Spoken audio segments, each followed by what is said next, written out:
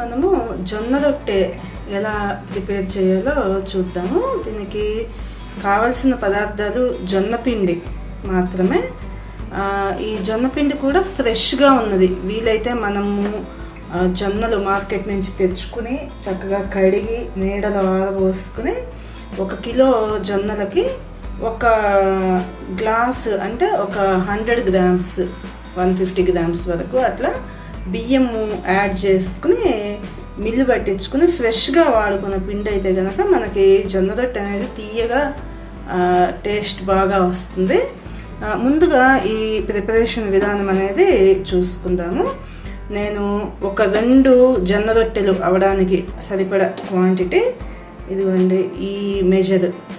మనకి ఇది ఒక 100 ml వాటర్ పడుతుంది అనమాట. ఈ గ్లాస్తో 1 గ్లాసు పిండి వరకు తీసుకుంటున్నాను.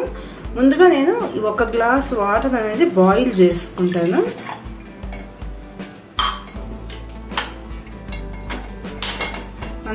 మనం తీసుకున్న క్వాంటిటీ వాటర్కి మనకి ఎంత పిండి అయితే ఆ వాటర్లో కలుస్తుందో ఆ పిండికి మనకి 2 జొన్న రొట్టెలు వస్తాయి అన్నమాట. జొన్న రొట్టె సైజు మనము బట్టి మీడియం సైజు జొన్న రొట్టెలు 2 వస్తాయి. మనకి వాటర్ అనేది బాయిల్ అవుతున్నాయి చూడండి. బాయిల్ అవుతున్న టైంలో స్టవ్ అనేది సిమ్లో ఉంచుకుని మనము చూడండి, నేను గరిటెతో 2 గరిటెలు పిండి అనేది వేసుకుంటున్నాను. స్టవ్ సిమ్లో ఉంచుకున్నాను. గరిటెతో 2 గరిటెల పిండి వేసుకుని నేను ఇమీడియట్గా పిండి వేసిన తర్వాత స్టవ్ ఆఫ్ చేసుకుంటున్నాను.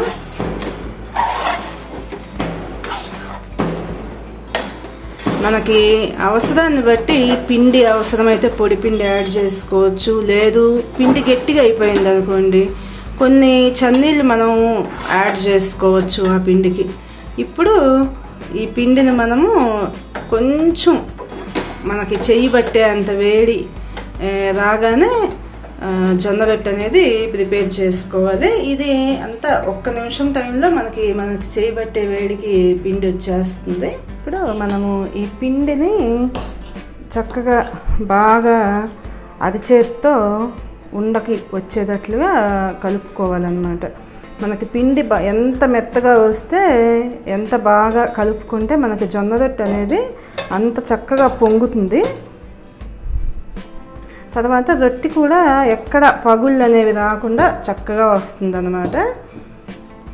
మనకి ఈ జొన్న రొట్టె ఇలా జొన్న పిండి మనం ప్రిపేర్ చేసుకున్న పిండి ఇలా కలుపుకునేటప్పుడు ఇలా అరిచేయి వేసి చక్కగా పిండి కూడా ఏదన్నా కొంచెం పల్చగా ఉంది అని అనిపిస్తే కనుక మనం పొడిపిండి ఎప్పుడు కూడా పక్కన ఉంచుకోవాలి. పొడిపిండి వేసుకుని మనకి ఎక్కడ కూడా అంటుకోకూడదు. ఇలా పళ్ళెంకి మనం పిండి ఇలా రుద్దుతున్నప్పుడు పళ్ళెంకి ఎక్కడ అంటుకోకూడదు.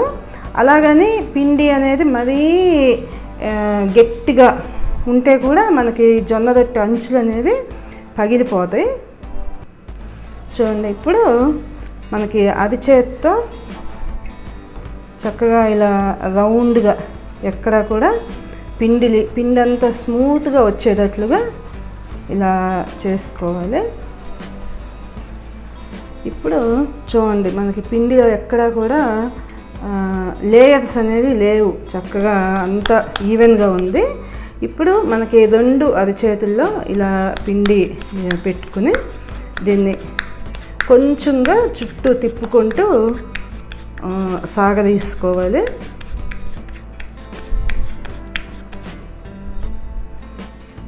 ఇలా చూస్తున్నారు కదా ఈ షేప్ అనేది ఎలా వస్తుందో.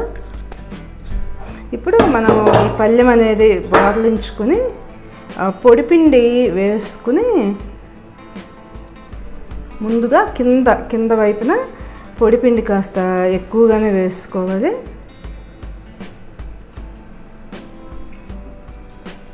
ఆ తర్వాత పైన కూడా కొంచెం పొడిపిండి వేసుకుని మనం కర్రతో ఇలా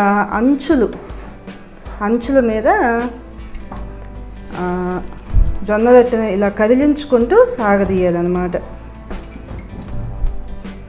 అంచులని పగలకుండా ఇలా అంచుల మీదుగా మనం సాగదీసుకోవాలి. జొన్న రొట్టెని ప్రతి స్టెప్లో కూడా ఇలా కదిలించుకుంటూ ఉంటే మనకి రొట్టె అనేది మనము పెనం మీద వేయటానికి తీసేటప్పుడు అతుక్కుపోకుండా ఉంటుందన్నమాట. ఇప్పుడు మనకి చూడండి థిక్నెస్ కూడా ఇదిగోండి, ఈ థిక్నెస్ వచ్చినప్పుడు మనం ఇంకా రొట్టె కాల్చుకోవచ్చు. ముందుగా నేను పెనము పెట్టుకుని స్టవ్ ఆన్ చేసుకుంటున్నాను. స్టవ్ అనేది హైలోనే ఉంచుకుని ఆన్ చేసుకుంటున్నాను అనమాట. పెంకు వేడెక్కింది. నేను ఇప్పుడు జొన్న రొట్టె చూడండి ఇలా అంచులు అనేవి పట్టుకుని మనం సింపుల్గా ఇలా వేసుకోవచ్చు. మనకి ఈ జొన్న రొట్టె పైన అడుగు పక్క మనం పిండి వేసుకున్నాం కదా, మనం చేత్తో చేసుకున్నా కూడా పిండి అనేది అలాగే వేసుకోవాల్సి వస్తుంది. ఇప్పుడు ఈ పిండి కాస్త పొడి పొడిగా ఉండకుండా మనం పైనుంచి ఒక క్లాత్, కాటన్ క్లాత్ తీసుకుని వాటర్ అనేది ఇలా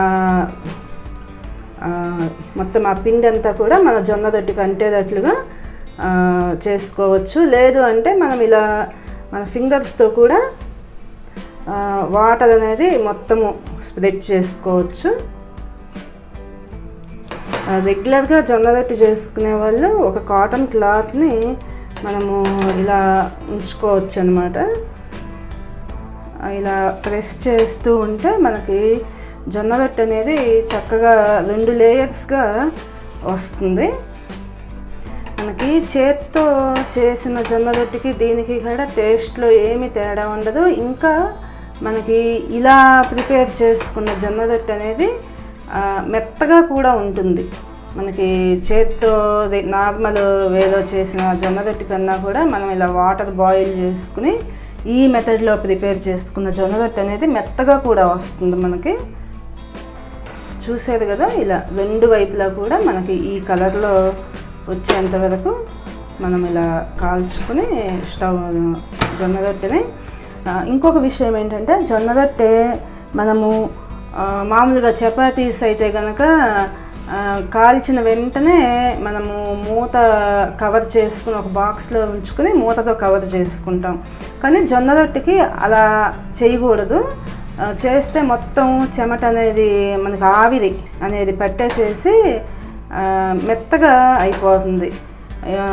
ఈ జొన్న రొట్టె తీసుకున్న వెంటనే మనము ఇలా ఓపెన్గా ఉన్న ఒక ప్లేట్లో ఇలా ఉంచుకోవాలి. మనకి ఈ ఆవిరి అనేది మొత్తం పోవాలన్నమాట. పోయిన తర్వాత అప్పుడు మనము ఒక బాక్స్లో స్టోర్ చేసుకుని ఉంచుకోవచ్చు. వేడిగా ఉన్నప్పుడు మాత్రం బాక్స్ మూత అనేది క్లోజ్ చేయకూడదు. చూస్తున్నారు కదా సింపుల్గా, ఎంత సింపుల్గా జొన్న రొట్టె అనేది ఎంత చక్కగా పూరీలాగా 2 లేయర్స్గా చూడండి. ఇలా మనకి ఓపెన్ చేసుకుంటే 2 లేయర్స్ మనకి లోపల కనిపిస్తాయి. ఇలా 2 లేయర్స్ లాగా మనకి వచ్చింది చూడండి. మొత్తం జొన్న రొట్టె అంతా కూడా